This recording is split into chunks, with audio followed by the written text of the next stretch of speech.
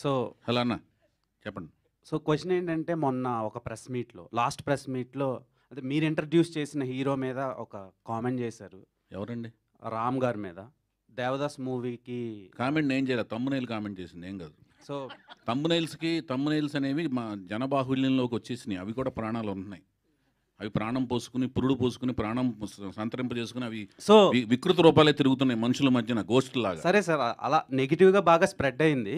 లేదు, క్వశ్చన్ ఏంటంటే అది మీరు ఇంట్రడ్యూస్ చేసిన హీరో ఇప్పుడు పాన్ ఇండియా ఫిలింలో యాక్ట్ చేస్తున్నారు అండ్ రిలీజ్కి రెడీగా ఉంది.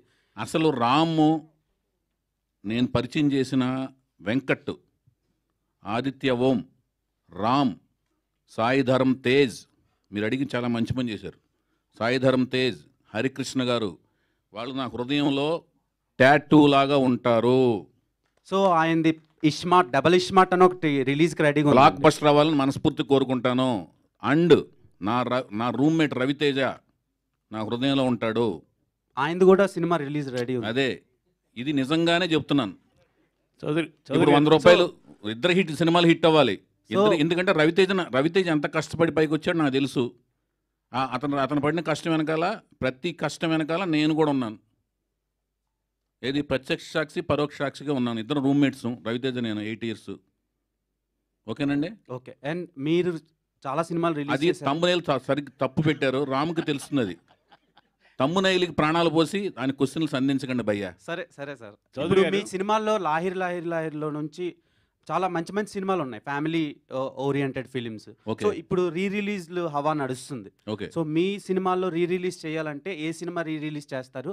అండ్ సీక్వెల్ తీయాలంటే ఏ సినిమాకి సీక్వెల్ చేస్తారు? సీక్వెల్స్ తీయాలి అనుకున్న క్యారెక్టర్, అనుకున్న ముగింపులతో నేనే సినిమా తీయలేదు ఇప్పుడు దాకా. అందుకని సీక్వెల్స్ తీయను. రిలీజ్ చేయాలంటే ఏ సినిమా రిలీజ్ చేస్తారు? అది డిమాండ్ను బట్టి రిలీజ్ చేస్తాను. డిమాండ్ వస్తే రిలీజ్ చేస్తాను. డిమాండ్ రావడం అంటే ఏంటంటే, ఎవరిని వచ్చి బాబు మేము ఇంత డబ్బులు ఇస్తాం, మీరు ఇస్తారా అంటే రిలీజ్ చేస్తాను. మీ సినిమాలు రిలీజ్ అవ్వడానికి ఎందుకు ఇంత టైం పడుతుంది? ఇంత లేట్ ఎందుకు అవుతుంది? నేను ప్రేమ వివాహం చేసుకున్నాను.